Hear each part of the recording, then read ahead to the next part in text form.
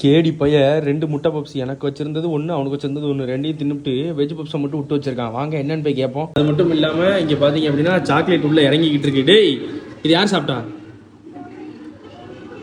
எத்தனை சாப்பிட்டேன்? 2 யாருக்கலாம்? எனக்கு ஒன்று உனக்கு ஒன்றுடா.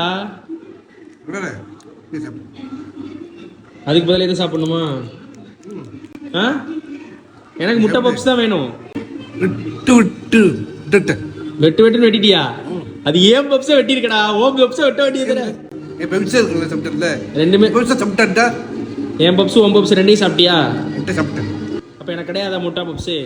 நண்பர்களே, முட்டை பப்ஸ் ஏன் முட்டை பப்ஸை சாப்பிட்டுட்டு 5 ரூபா 10 ரூபா 5 ஸ்டாரை கொடுத்து ஏமாத்துறான். இங்கே பார்த்தீங்கன்னா ஒரு பக்கம் முட்டை பப்ஸ் சாப்பிட்டுட்டு டெய்ரி மில்க் உள்ள வதக்குன்னு இறங்கிட்டு இருக்கு. ஏண்டா டேய், என் பப்ஸை சாப்பிட்டே இது உனக்கே நியாயமா இல்லையா?